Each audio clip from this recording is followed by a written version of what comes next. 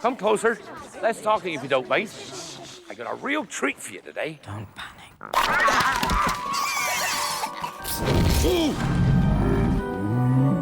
Hagrid, exactly what is that? That, Ron, is a hippogriff.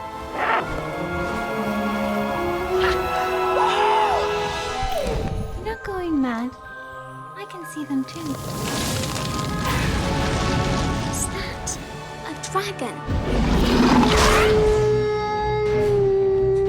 Stop it.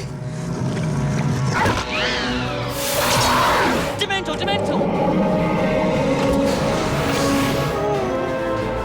Seriously misunderstood creatures spiders are. The eyes, I reckon. Not to mention the pincers.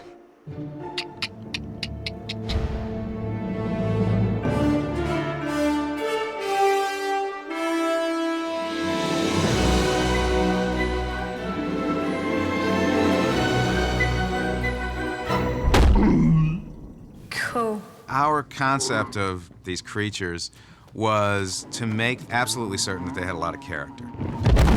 And we wanted to create creatures that we had never seen before on screen. We never thought of them as creatures. We always thought of them as people. The whole goal was to try to create an organic universe. You're always encountering new creatures. Harry sees one of them, you know, he steps back and it's kind of like, wow, is it going to eat me or what? Because there's something really intimidating but mesmeric about it. Creatures are the wild side of the magical world. They're raw, visceral part of the Harry Potter world.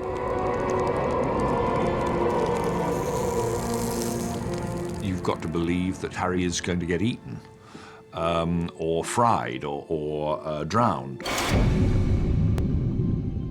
We haven't gone to a different world. There is magic in this world, but it's just that we Muggles don't see it, but it's there. You believe that these ancient creatures could be roaming the English landscape, forgotten by society and culture. There's a world of magic and creatures that lurks beyond the sight of normal people like us. I say, no underage wizards allowed in today. Shut the damn door! So rude. The primary goal is to make it believable. This has got to be grounded in reality. They're not just fantasy films, despite the fact that Harry fights dragons. I think the reason the books, first of all, and then the films have found such a wide audience is because they resonate with the personal and human story. We have to stay true to the books and then build on that and hopefully open it out. Creature design can be challenged, to say the very least. Blank sheet of paper, as intimidated as can be. For me personally, the most fun part of the job is when I start work on a creature, because you can let your imagination just run riot. You're thinking, what's it going to have to look like? What's its character? Is it good, bad, you know, intelligent, stupid? I think we all paint a picture of the creatures of Harry Potter in our minds when we read the books. And the filmmakers go to great lengths to achieve a look that is as close to the book and hopefully as close to everyone's image of that creature as possible. Welcome to the Creature Shop. We do things like producing the live-action creatures that would be required to actually be there on the set, and any prosthetic makeups, as well as supplying the visual effects department with painted models. If it's a sort of organic form, then it probably originated in here. When people go into the creature shop, they see these creatures they have never seen before, except in Harry Potter, coming to life. I mean, so much concentrated in this one place is amazing. I just think the creature department is one of the most imaginative departments that we have here at Leavesden. It's so creative what they're doing, seeing things that they've never dreamed or imagined before, and it's just breathtaking. Just amazing to touch these things. They can literally just build, make anything you want, really. It's like the hippogriff is just really cool, and like the Aragog, the big spider, which is horrible. It's sad that some of those sort of beautiful puppetry things are sort of dying out, but what I think is exciting about visual effects and where it's going now is that it allows you to put a dragon on the top roof of Hogwarts and fly them around. I always wanted to see the dragons because I remember reading Harry Potter and the Goblet of Fire. I can picture my room, my bedroom back home. I was laid there for like 4 days just reading this book. I wanted to see the dragons desperately. The Horntail Dragon, Paul Catling is the concept artist, and it became apparent very early on that you could take that sort of horny addition and then extend that into the ridge of his back. And so these spines that come off his face and off his neck and his body were an extension of the horned tail. And I think in inventing that, he had latched onto something which is immediately unique, interesting. Oh my God, look at that creature. The dragon is a great creature to work with because his scale is massive. He's the most aggressive of all the dragons. So really the key to the story was developing this persistence that the dragon had of the chase. It was absolutely single-minded in what it wanted to do. He's not an intelligent creature in the sense of he's just going to go and try and kill you. You know, it's a real sort of rip-roaring sort of ride as far as a sequence to work on. The great tail is swishing round now! I think developing that sequence was very exciting for Mike because I don't think he'd done anything really like that before. The dragon chase, I couldn't get right at all, and I wandered all over the map. I was going to have the dragon burn down a forest, and everybody was looking at me saying, and that it was also beginning to cost too much. And then it was Jimmy who said, what we're going to do is we're going to have this dragon chase. The dragon is going to go skidding round, and he's going to grab onto roofs, and he delivered this brilliant sequence, which was his invention. The dragon sequence had to just be something a little bit bigger than what was written in the book, and so when we came up with the sequence of flying around Hogwarts, it really put the pressure on us because we really wanted to up the ante, basically. I saw this quivering character that's hung to the edge of the castle like a bat, and you thought, yeah, that's a lovely detail. You believe this dragon is something that's come from the real world, and that makes it even more stunning. The most important thing was to get across to the audience that Harry was in danger. It wasn't Harry Potter's world, so he had to rise to the task in order to survive. With the dragon, some of the looks that you see of peril are genuine. There were times when I was actually quite scared, but we have got a fantastic stunt department on Harry Potter who will not let me die. The big creatures we store in here because there's quite frankly nowhere else to put them. So we have the Horntail from Goblet of Fire, and this is a functioning mechanical creature. It has a flamethrower in it that our special effects department constructed, so it can actually breathe fire. With something like the Horntail, you read the script and you go, well, it's CG, it has to be.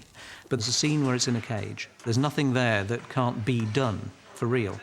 And so we built a fire-breathing dragon, partly because I've always wanted to build a fire-breathing dragon. Mike loved the dragons. Got some lovely video, and the first time he saw this dragon in the cage, and you could just hear Mike Newell go.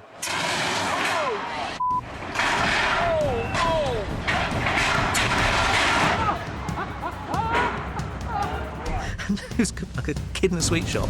Save the ride. You're still looking at the spiders, and then I'll say paradigm. The first shot we did in the Spider's Hollow, me and Rupert, we were just going to go over their sledge, and we got over there, and there's a 4-ton mechanical spider waiting for us on the other side. And it's got these amazing pincers things. Ah, it's really creepy. I think not. Aragog worked wonderfully in the book, but it was the one creature in both books that we were all really sort of terrified about designing, because a talking spider gets into a cheesy territory. Who is it? So we worked long and hard with our conceptual artists in designing a spider that felt incredibly old, yet a spider that we knew we could keep in the shadows a little bit. I thought that if we were in a brightly lit situation, we would be dead in the water because the audience would be laughing at this talking spider. Hagrid, is that you? I did some illustrations of Aragog. He was based, I think, on a wolf spider. And once you scale up a wolf spider, they're pretty scary-looking creatures. I always thought he should have had white eyes because he's blind. You're Aragog, aren't you? Yes. In the movie, you see Aragog climb out of his hole and deliver dialogue, and that was all real, that's not digital. It was a complete mechanical beast. They made an exact replica of what a spider would look like, right down to the hairs and the legs. And the mouth is one of the most repulsive things you've ever seen in your lives. It's just about your worst nightmare come true. Dan was just going, that's really horrible, I don't like being near it. And Rupert absolutely freaked. And you think, people are not reacting to it with the fear of being near a large mechanical thing. It triggered the same responses that spiders trigger. I'm really scared of spiders, so I didn't know really what to expect. But when I saw Aragog, it was really scary because it was massive. Goodbye, friend of Hagrid. Can we panic now? It really did make me feel uneasy. I didn't really like looking at it at all. We saw that scene in the cinema. They kind of added visual effects, all these kind of moving ones on the ground, and it was that I just couldn't. I still can't watch that scene. It's absolutely terrifying. Let's match the power of Lord Voldemort against the famous Harry Potter. The basilisk is one of the most terrifying magical beasts that we've ever encountered in these films. What were you trying to do to make the snake look more magical? We're just elaborating on the textures, and we're just making things a little bit more exaggerated than, say, a normal snake.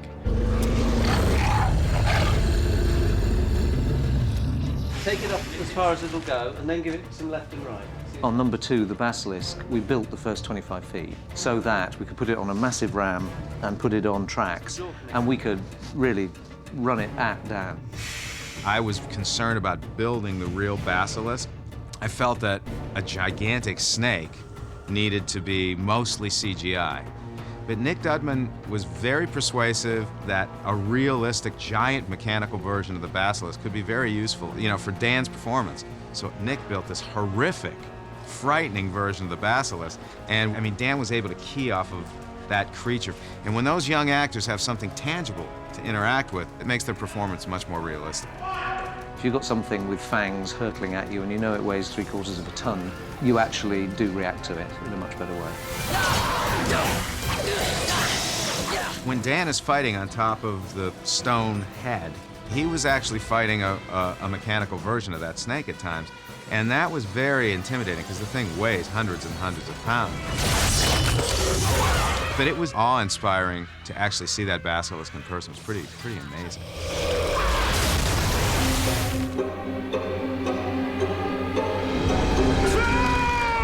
In the dungeon! So what do you want to know? First thing you think about a troll is, okay, a troll is frightening, it's scary, it's horrifying. But the thing I loved about Joe's writing is that Joe created a troll that was kind of stupid, dumb, almost like some of those Warner Brothers cartoon characters that I grew up loving. It wasn't the most intelligent creature, was it?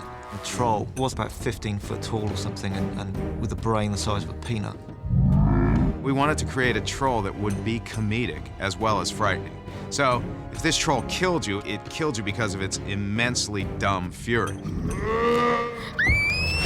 The original American edition, it had little illustrations in them, and the troll had spiky legs. I remember I kept on leaving it out because I couldn't make sense of it. And then Chris Columbus kept on insisting, can we have those spiky legs? So it was like, okay, so how do we make this practical? In the end, it was, just imagine they were very long warts that were on his legs. That troll was built. There was a full-grown troll lying on that bathroom floor for the kids to interact with. Troll bogies. Trolls then didn't appear until we were discussing on Half-Blood Prince. They were going to do a sequence where trolls ballet dance. And so we actually built 2 troll suits that were designed so that you could do ballet in them. When you look at the design of a troll, it's insane. You know, I mean, complete lummoxing things. It was completely hysterical. The whole department were just falling about. In the end, it didn't happen, because just any scene you put it in, it just destroyed the flow. When the pixies move like this, they shoot across the room and then shoot somewhere else. So what I need you guys to do is be looking all around the room and freaking out. I remember in the second film, there's a scene in Gilderoy Lockhart's classroom where there are these little pixies. No harm can befall you whilst I am here. I must ask you not to scream. It might provoke them! The pixies, for me, were a little homage to a film I wrote years ago called Gremlins. So the pixies were flying gremlins, but I wanted them to have a sense of humor like the Tasmanian Devil in the old Warner Brothers cartoons. So for me, the pixies were just the opportunity to recreate some of those characters that were part of my past. I think the description in the book said they were blue, and I think it was just making them creaturey, as opposed to little people. Because it was a creatures class, you wanted to have these mischievous little blue creatures. I think it's probably like getting to meet a very small blue monkey. Cornish pixies fleetingly appear in an explosion of havoc to sort of show up Lockhart's incompetence. I mean, no one in their right mind would even think about opening that cage door, because it's sort of worse than unleashing a hornet's nest. When you see them for the first time unveiled in this cage and you see all these guys with these big eyes and these cute little faces, you don't really expect them to do anything. Cornish pixies? And the moment you open the cage, blah, everything explodes.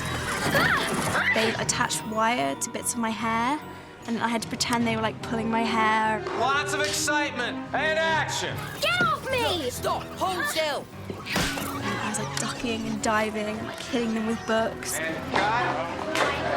I just remember having loads of fun with that scene. Chris Columbus had several iconic images that he wanted to put in there. He wanted to see the pixies ripping up the books and bringing the skeleton of the dinosaur crashing to the ground. And I think it kind of represents all the dastardly things that children really want to do if they let loose. They kind of embody that repressed mischief that we all have as children. Immobilus!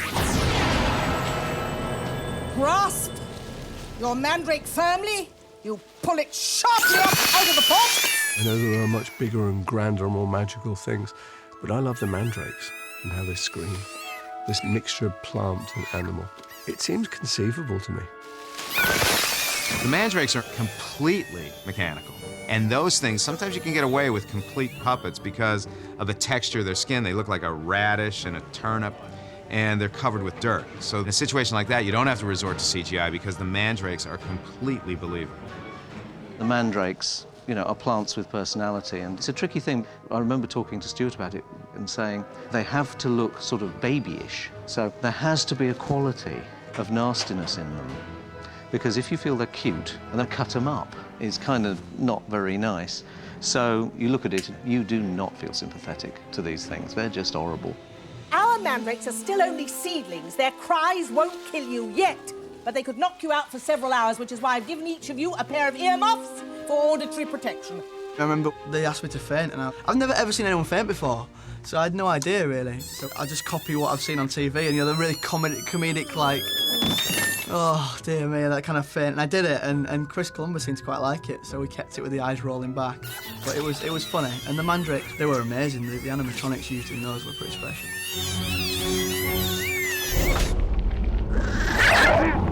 With the Grindelows, I had two stuntmen in blue suits on either side of me. Grab him! Look up, Dan! Each of them would grab one of my legs and just sort of pull me to and fro. So that was quite exciting.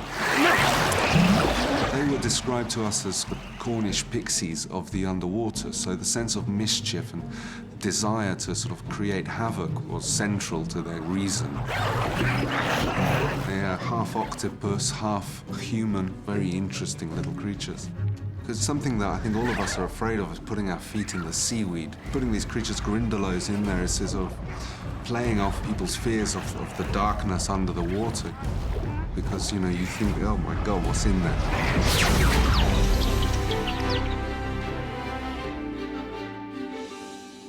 The hippogriff is a kind of half horse, half eagle creature. Hagrid is obsessed with having pretty much lethal creatures as pets. The creature, the hippogriff, exists in folklore and in mythology, so that's not my creation.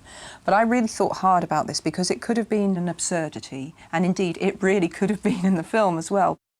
The hippogriff scared me because I thought, how are you going to bring this to the screen? It's just an odd combination of animal elements. And Alfonso and I wanted any kind of scene to be character-defining in some way. These different creatures, they are just extensions of the characters. The hippogriff, in a way, was one extension of Harry's coming of age, which he discovers his inner power and his freedom. What J.K. Rowling did so beautifully is that she just explored the archetypes of what it is to grow up. You go back, you stop, but it's the kind of stop that thing, you know, when it's like, I stop, any moment is coming, any moment is coming. Keep still. You have to earn the right to fly on him. So it's all about teaching respect and learning respect for Harry. It's that excitement of being able to slightly tame a wild creature that you wouldn't normally be able to even touch. That's like being out in Africa and the lion lies down and lets you pet it. I think let you ride him now. What? Come on. Hey! I always remember thinking, it's kind of like a parrot taking the guide wheels off the kid's bicycle for the first time. They say, you'll be fine, you won't fall off. You think, please God, don't let them fall over and break a limb. The Fly with Buckbeak is about the empowerment of Harry. It's a 13-year-old kid who starts realizing that there's an inner power that he has to learn how to control. He needs to learn how to surrender in order to fly. He's up in the air, and he just sort of extends his arms, and he's no longer earthbound, and he's no longer burdened by all the problems that he has when he's on the ground. If he could only fly forever, he'd be all right. He represents a certain wildness, and I had a real sense that he was real. The way he moved, everything about him I just loved. We want to do an animal that it's an animal. You know, it's nothing fancy. It happens to be very gracious when he's flying, very clumsy when he's walking, and sloppy. I remember one of our favorite designs, actually we discarded because it was too regal, it was too precious. Yeah, this is still work in progress because that is too playful, too light. Alfonso is very fluid in the way he works, which means it's very difficult to tie designs down. The detail, you know, which feathers were what colour, which feathers would be slightly longer, went on month after month after month, with me going, we have to build this. And I mean, I actually really enjoyed working with Alfonso, but it was a real battle because Alfonso never really wanted that design process to end. It was a really wonderful exercise to go through, but there were days when it was the closest I've ever come to thinking, you know, the reason this hippogriff isn't going to be ready is because I'm going to have inserted it into somebody. But I'm delighted with the result. It could move, it just looked alive. You've just never seen anything like it. There was a kid actually visited the set one day, and the head suddenly went down like that. And the kid absolutely, I thought they were going to die with excitement. It was pretty ambitious. We would build an animatronic Buckbeak, and not only build him, but we took him to Glencoe in Scotland, stuck him on a mountainside in blizzard conditions, and expected all the animatronics to work. It was a challenge, to say the very least. But even though he was a physical animatronic creature, he was enhanced and replaced with a digital creature. With the half-bird, half-horse creature, we were looking at golden eagles, basically, and the way it moved, the physiology, capturing the way that the wings move and the chest moves. A very proud, majestic creature that had this sort of dangerous side to it. We wanted to make something that would be realistic. I mean, it's so realistic that if people watch carefully, Buckbeak actually poos, you know, but it's not a big deal. It's just like, as a matter of fact, thing that Buckbeak does.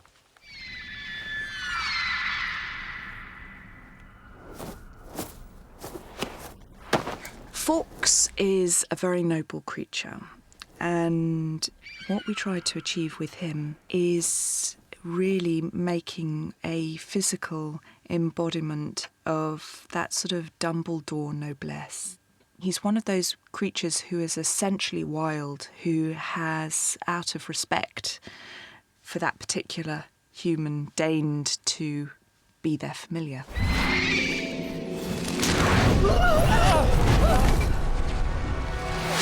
Fawkes is a sort of very inscrutable bird, and like Dumbledore, just full of surprise. It's like suddenly catches fire.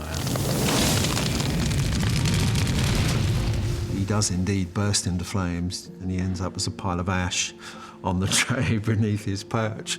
And then this tiny little creature is reborn out of the pile of ashes. And I think the wit and the charm of this creature actually is in the rebirth, is in this funny little chick that kind of pops his head up through the ashes. Harry needed to experience these creatures as if he's seeing something unique and totally out of his world for the first time. When the reborn Fawkes comes out of the ashes, there's a wonderful expression on Dan's face when he's looking at this thing. Oh, fascinating creatures, Felixes. And I really think Dan's performance captured that sense of wonder in seeing something that he's never seen before. There's this magical thing that happens with kids who are that young. They really were able to tap into that wonder. Fawkes the Phoenix was a lovely thing to do because it was a complete creature. We had to build him on the stand, and he had to be able to move about and shuffle on the stand and all of this and react to stuff. You couldn't get a matchstick inside because of all the electronics, but he could stretch open his wings and move his head, he could blink, his beak could move, sort of everything. For Fawkes, it was finding a puppeteer who could actually convey the warmth and the movements of the bird, and then getting the CGI version of that bird to match that. I remember one of the funniest moments was working with Richard Harris, who was a little older in the second movie, and it was the first day of shooting in his office with Fawkes. Richard Harris comes over to us and he says, "It's absolutely amazing how they train these things, isn't it?" Chris and I stood there for a minute and thought, I said, no, it's a puppet. And he went, "Bleep off." He believed that Fawkes was real. And I thought, well, we've done a good job. If our actor who's standing 2 inches away from this thing believes that it's real. Cut. And movie camera. Pretty good, huh?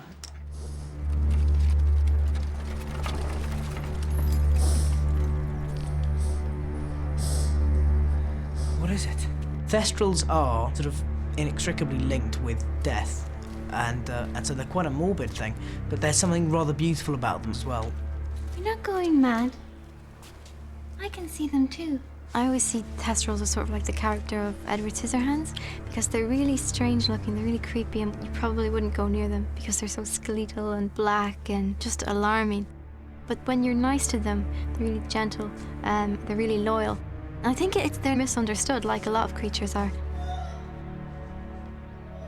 There was something haunting and mysterious about them, something other.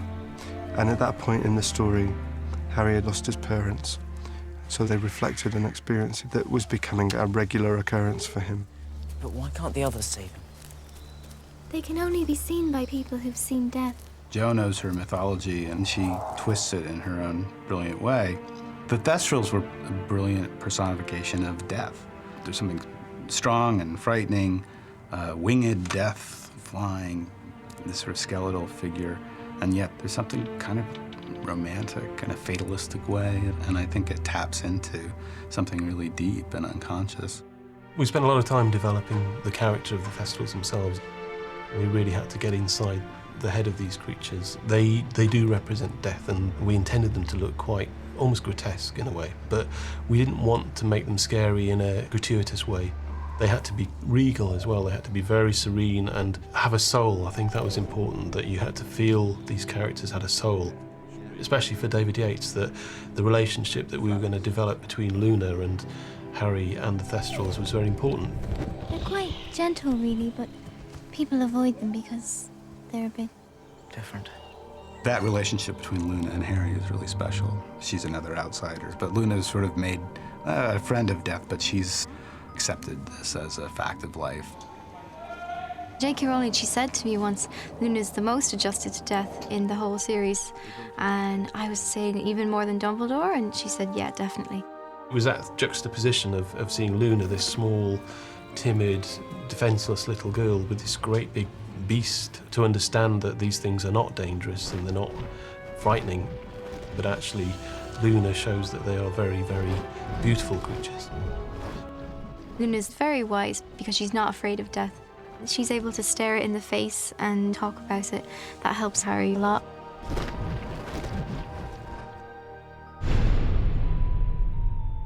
Jo is really interested in exploring the role of the outsider and giving them a place and giving them a voice. Ron, Harry, Hermione, in their own way, are outsiders, and creatures that she's created are part of this world. Some have been ostracized. Some people respect them. And there's a big divide in the world between those that respect those creatures and those that don't. Hello. I think Dobby the house elf will steal all the scenes he's in. Dobby? I'll deal with you later. If I'd realised he was going to be such an upstager, I might have gone a bit bigger. Dobby, shush, I'm sorry. I didn't mean to offend you or anything. I saw Dobby as sort of combination between E.T. and Bugs Bunny a little bit. You know, someone who is endearing but also slightly mischievous and annoying. With Dobby, it's this Dickensian kind of humility, depressed little figure. I mean, the big doe eyes and the big pixie ears, pointed ears. And the second one was there was a devious element to him. He was protecting Harry, but he was sort of causing all these problems for Harry in an attempt to save his life. Well, the first time I worked with Dobby, I said, so where's Dobby going to be in the room? Where should I look? And they went, well, wherever you look, that's where we'll put him. Come, Dobby. So we're up on a little platform for me to walk down, and I swung my leg viciously. And as I got down the steps, I went, the cane like that. And so Chris goes, cut! Okay, great. You slip or something? And I went, no, I just kicked Dobby down the stairs. And he went, really? He said, what was the thing with the cane? I said, well, when he tried to get up, I bashed him on the head. He went, cool. But let's be honest, it's no fun sharing the screen with characters that are much loved. Particularly if we're trying to bully them. Oh! Our goal for Dobby was to create a character that the audience would fall in love with. I wanted the audience to actually feel real emotion for Dobby. There's a vulnerability about the character and, if you like, a humility about the character that seems to complement the magical qualities of the character. So it's a magic that's sort of humble. And I think that endears the character in a way. Our actor who came in and did the voice of Dobby, he just nailed it completely. Of course, Dobby is still treated like vermin. His performance was kind of heart-wrenching. So our animators worked on that through that performance and were able to create a Dobby that was very emotional. He's like a child, so what we do then is find those little things, find very naturalistic movements that convey this idea of childhood through the little quivers of the lips and the way that, you know, he might get so caught up that he's almost oblivious to everything else. You know, that's how a child is.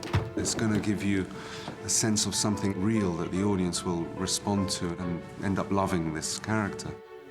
Dobby, get back here. When I got the part, I had no idea the fondness for all the characters, but Dobby in particular sort of elicits a sort of degree of loyalty from fans that I'm now very aware of. And so I feel very honoured to play a part in realising Dobby. You shall not harm Harry Potter.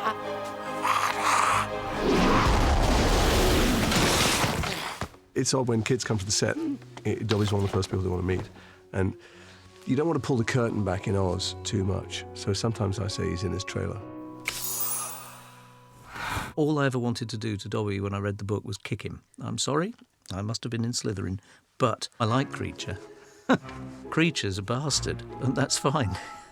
Nasty brat standing there as bold as brass. Creature and Dobby are both elves, but you've got a good version of it and a bad version of it. They've obviously gone to different schools, followed different paths, and ended up in different places, you know.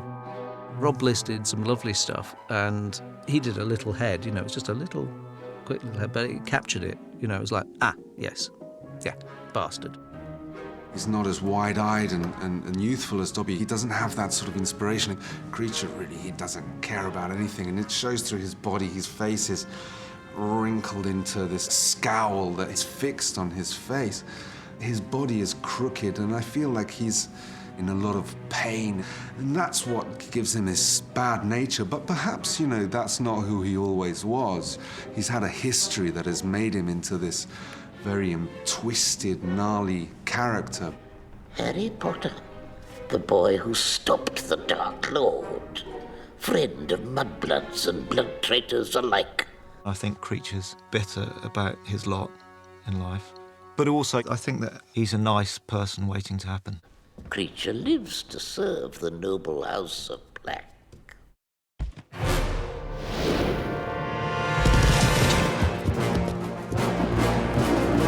In our version of a centaur, we wanted to incorporate more of a mysterious sort of magical horse-like quality in their features.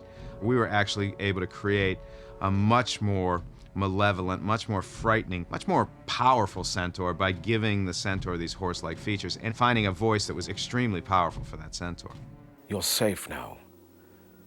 Good luck. The centaurs seem to portray the best and worst aspects of human nature. They sort of show our basic instincts and how they can serve us well, and how those same instincts can go against you. Pride, being protected, being territorial. The centaurs, they're not free to roam, and they're aggressively protecting what territory they have left. I warn you, under the law, as creatures of near human intelligence, protect! How dare you! And I think what's special about what JK's done is she sort of said, well, you know, it's our nature that has damaged our relationship with these creatures, and we're the poorer for it. Filthy half-breed! Incautious!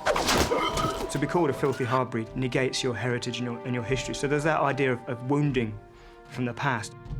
The centaurs in the books are imbued with such wisdom. I don't think I've seen that before. But we kind of struggled with the representations of them on screen.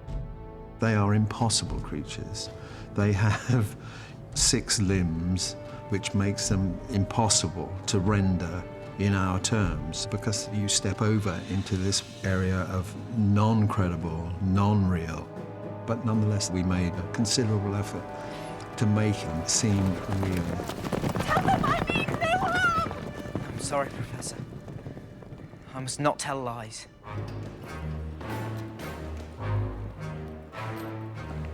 Hagrid, what exactly are these things?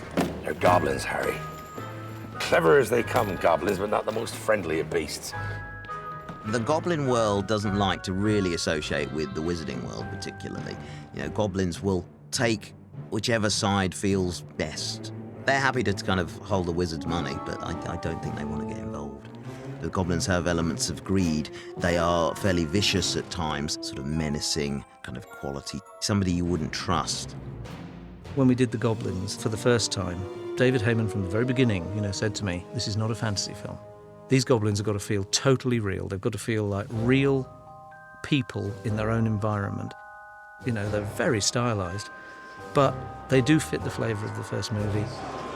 We had to find little people and apply prosthetics onto them. And that was a very difficult kind of situation, because when we got to the location where we were shooting Gringotts, some of the actors weren't really happy about this really kind of extensive makeup that they had to go through in the morning. Some of them 2.5 hours, 3 hours. So by the time the day was wearing on, some of our goblins were getting a little grumpy. And I remember one guy, I was trying to get a performance out of him, and I said, you need to convey that you hate Harry, that you hate him. And he nodded, and I said, you know what that means. And he goes, yeah, I hate you. And I said, excuse me? He goes, I hate you. And I was at a loss for words. When we came back to it on the last movies, we sat back and thought, okay, it's been nearly 10 years. They've got to be so much better. There are 60 goblins, and I wanted every single one to be different. So 60 were sculpted. It's a team effort. It's the person who originally drew the concept art. It's the person who then took that and sculpted the clay and created the shape. It's the person that then paints that makeup. Creator. And then applies it to the face. Yeah. There's a huge amount of people involved. Characters are multi-layered things, so you need to sort of put that in, even if it's completely artificial. Saying, this is the grumpy one, you know, I think this one doesn't like that one. This one can't sit down easily. Let's give him a bit of an Elvis, or, you know, let's have a bit of a comb over. There's no logic to it, but that can drive a sculpt. I don't think anyone's ever done anything like this in Britain before, on this scale. Yeah. It's just insane. I think this would be lovely. Back.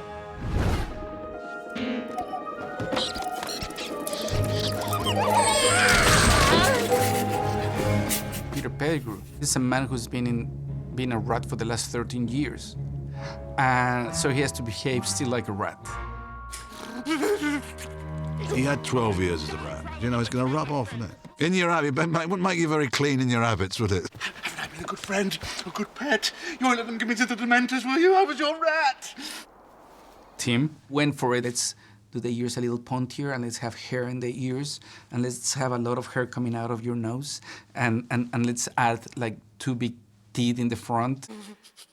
He's always got his hands sort of out like that, and there is a sort of a thing that happens to him. You know, it's like a cringing sort of, and you know, so it's a rat in human form. Wow, I think of him, and he's creepy. Flesh of the servant, willingly sacrificed. Kind of quite protective of Wormtail, although he's a dastardly beast and a malevolent, craven, two-faced swine. I've got an affection for him. Yes, it can't help it. It's got to survive. There's not a career scheme down in the sewer. You can't retrain and become a guinea pig or a fluffy rabbit. And Pettigrew is the ultimate survivor. He'd probably survive a nuclear explosion. I think Lupin is perhaps Joe's greatest creation in some ways as a character. I think he's so heartbreaking in many ways. Your mother was there for me at a time when no one else was. She had a way of seeing the beauty in others, even and perhaps most especially when that person could not see it in themselves. When you think about the werewolf, that is Professor Lupin, is nothing but that dark side that is behind this very sweet character. We always used to say that is your favorite uncle that has like a dark secret. You know, you don't know if he has skeletons in the closet or some weird secret that the family tends to just keep quiet. He's a werewolf! That's why he's been missing classes. It was a way of showing that grown-ups too are flawed, because Lupin is flawed. He's not completely honest about what he is. He's vulnerable, he's afflicted by his past, he's very vulnerable to public opinion, and he tries to compensate for that. You know the man you truly are, Remus. This flesh is only flesh. This heart is where you truly live. There's no real point in playing Lupin overtly as a werewolf that there will be anything that his character that shows. I mean, physically he's scratched, and of course then there's the transformation, which there's a lot to think about then.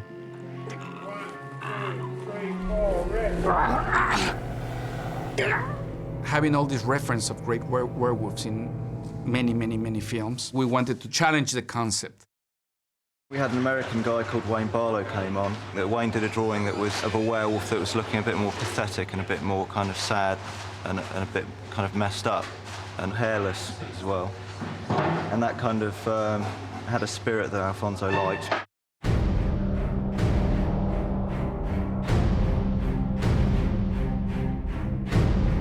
We did build a werewolf suit. That was, I think, the worst nightmare I've ever had. The design was very, very skeletal. And I kept saying, well, yeah, but to put somebody in it, you know, we can't cut bits off actors. They don't like that. So, you know, we're going to have to make some concessions. At one point I was going to hang from chains, and these animatronic legs they built were going to stretch and come out of my knees, so I had to be hung from chains. And that turned out not to be practical, much to my relief, because it looked really very uncomfortable to do that. We had a kickboxer and a dancer, and they were both very, very slim. So we made some lovely stilts, and the guys could actually run about on these stilts. But when we put them in the real suit, it was so tight that it actually did restrict their movement slightly. And when you're balancing 3 feet off the ground, gives you that sort of thing. And house. The restrictions of the costume meant he couldn't be quite as athletic. Alfonso wanted something athletic. He wanted this thing coming in fast and, you know, pouncing and fighting with the dog especially. And eventually we just found it through this process of back and forth and working with Alfonso.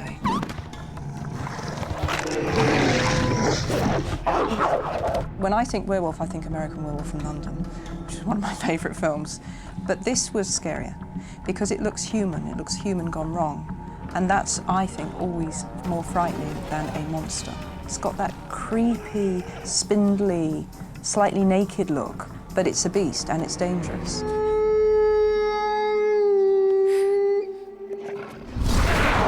I think the fundamental differences between Lupin and Greyback is that Lupin doesn't want to be a werewolf, and Greyback's just can't wait for the next full moon so he can bite some faces off. But also Greyback is stuck between being a werewolf and a human. I started off looking as a man when I was first infected, but I've changed so many times, and every time I change, I retain a little bit of wolf in me, and so I'm becoming more and more of a wolf.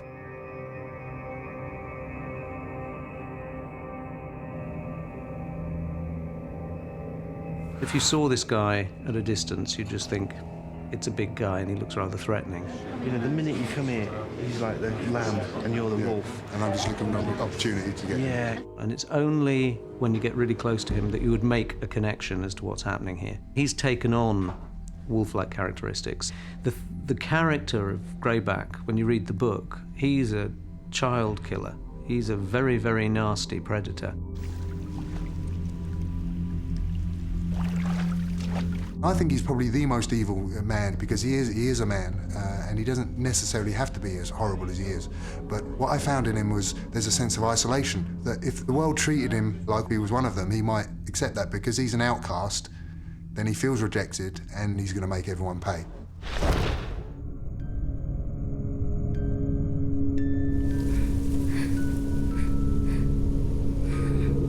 I think that the dark creatures are the fear.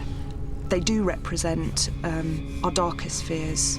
She's maybe latched onto creatures that are naturally scary, such as werewolves and giant spiders and things. But I think the most interesting creatures are the ones that she's completely created herself, such as Dementors.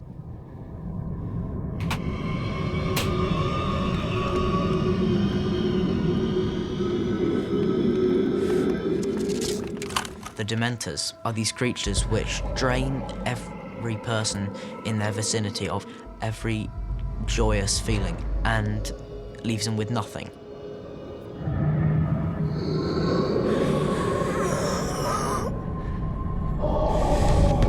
I had a nightmare when I was in my teens in which I saw hooded gliding figures, and that image haunted me. And the Dementors for me were about depression. And I joined the two. When I was looking for something, I thought that's what they would be like. And then I had to decide what was under the hood. What is the final consequence of very, very severe depression, where you exist without hope? I had to make that visual, so I described the eyeless face, you know, with just the gaping, sucking mouth.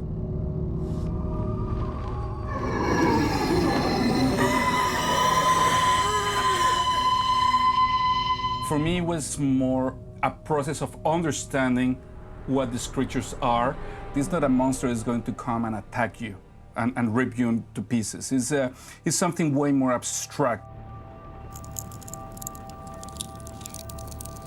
I remember one point, I think, with Alfonso, when he was going on about loads of eyes, there was something, he had this big thing about the Dementors and lots of eyes. Remember, there was the storyboards of Dementors approaching the train. A week later, I just started hearing rumors that everybody was so proud to be working with a genius. And they would say, wow, your surreal imagery is amazing. Until I see the storyboards, and there's water. And the water transforms into ice. I didn't know how to tell them that I meant ice like frozen water. Because I was already a genius. It was a difficult one because essentially it was a big load of cloth. It was like I personally couldn't find a way of drawing that.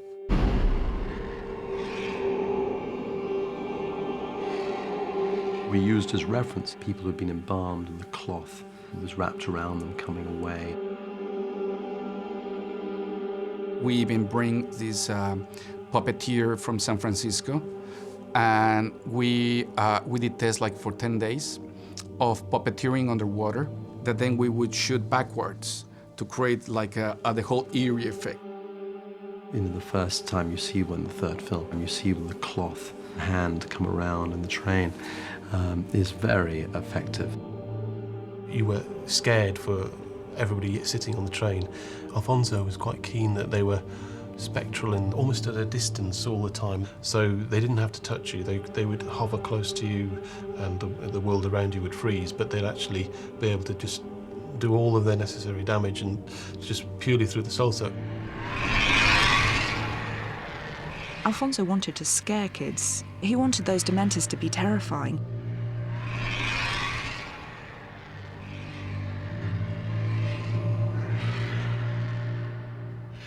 Because it's not a happy world all the time. Harry Potter is a dangerous world. You're dying. Both of you. We want to tap into that darkness, and Alfonso did that.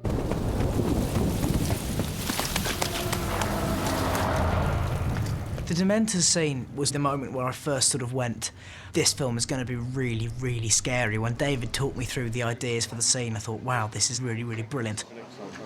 In the book, it's in an alley, and it was David Yates' idea to set it in this underpass, which I thought was brilliant, this confined, scary, and yet very real place.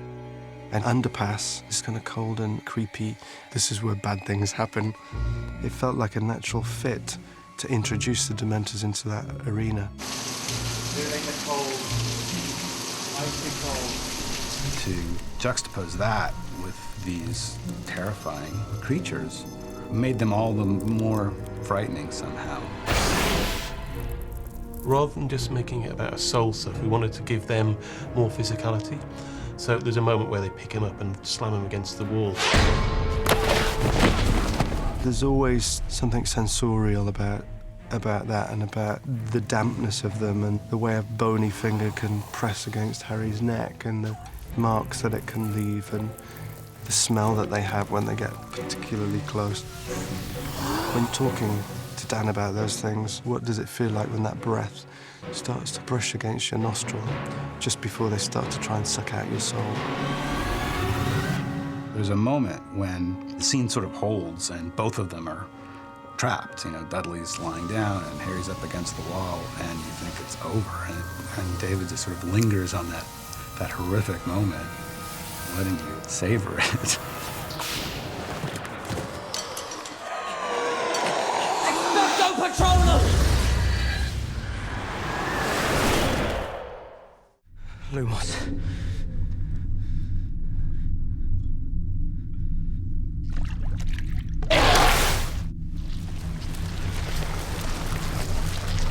The Inferi are the living dead. We didn't want them to be your classic zombie, but we imbued them with a melancholy, a sadness, and a humanity. All humanity that's been taken away. I saw some of the early concept drawings in Creature Effects. They're nasty, they're horrible, like rotting corpses. They push very hard for them to be scary.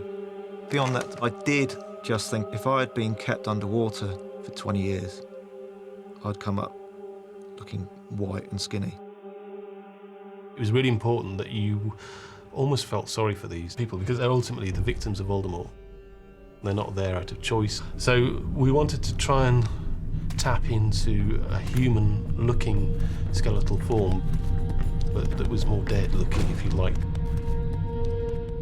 My chief sculptor, Julian Murray, spent months sculpting Inferi. It's really tricky. You read it and they're all horrible and skeletal, ghastly things. It was, yes, they're creeping me out, but are they creeping me out for the right reason? We're making a kids' movie here. We're not making an indictment of human cruelty. the same time, it was important. We created a pretty scary sequence. When Harry falls under the water, we really wanted to develop the whole extent of how vast this world of Inferi were. We did movement tests with people. They were a combination, I think, of dancers and movement artists that we literally said, OK, move in an interesting way. They're dead souls. But we wanted something off and weird about them. At one time we had these conjoined Inferi, the idea that these bodies had been under the water for so long that they actually had fused together and become like coral. Just the idea that these creatures could become multi-limbed, multi-headed bodies. It was an interesting stage to go through to really try and develop these things. But we ended up with something that was more realistic looking. I think that's probably the most scary thing in a way.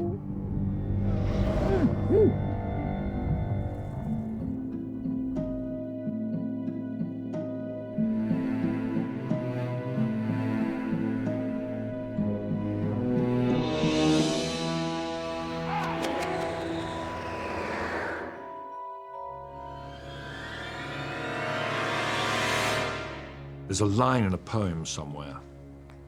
It's about the First World War. It's Wilfred Owen, I think, where he talks about a person who has breathed in some horrible poison gas, and it says that he had the face of a devil sick with sin. And I always thought that Voldemort ought to look like a devil sick with sin, that what he's given himself over to world domination, and he was prepared simply to sacrifice any humanity in himself. He had to have been human, but now have regularly pushed aside his humanity.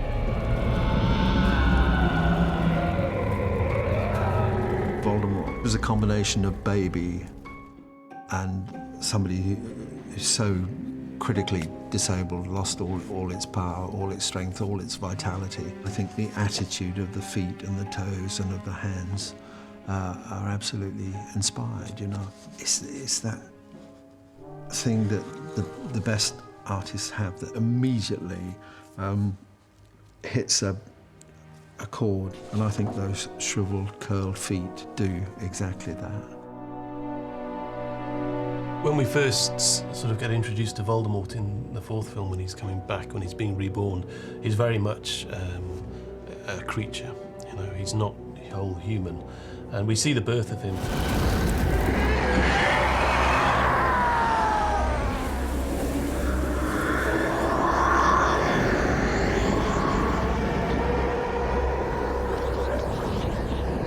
He's not human anymore because he's split his soul so many times.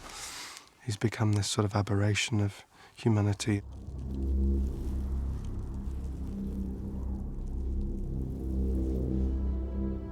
He is, you know, a complete, unreserved animal side of human nature. And when he's reborn, he really is this sort of out-of-control force of nature. I think Voldemort becomes more of a creature and less human as the story goes on. In Order of the Phoenix, I always thought of him as a person. I always wanted to imagine, as unpleasant as it was, what the world looked like through those eyes.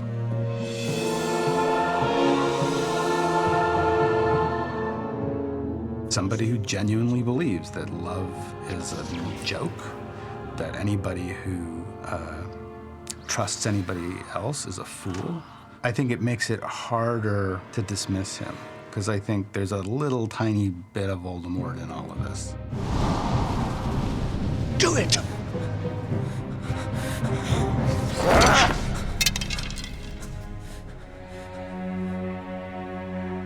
So weak. I wanted Harry to have that moment of pity, if not compassion, pity. You'll never know love or friendship.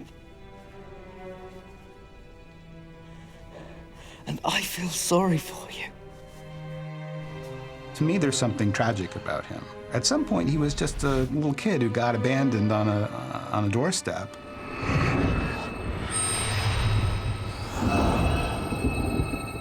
I can make bad things happen to people who are mean to me. I can make them hurt. If I want. When I saw my nephew, Hero, who played the young Tom Riddle, Voldemort, he has such a wonderful quality of a boy's loneliness because the world has rejected him, which is the beginning of a sort of rage against the world. When I'm like you, Tom, I'm different. Prove it. He's a lost soul. He's mad. He's lost. He's totally screwed up. And the only thing that fires him is more power, more ability to destroy people. You're a fool, Harry Potter. And you will lose everything.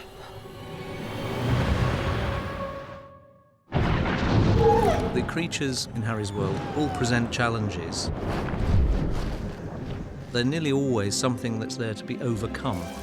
They're way stations in Harry's journey.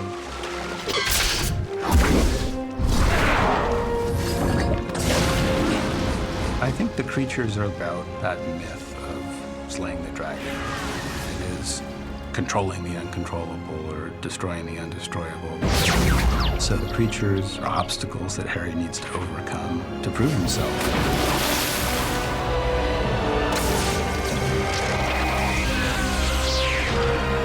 I think he's learning throughout all of the stories that we are defined by actions, not what we say, but what we do. Dobby is free. Harry is the sort of character that learns from all of the creatures. Harry learns respect and grace under pressure. Don't you turn your back on me! And the nature of true courage.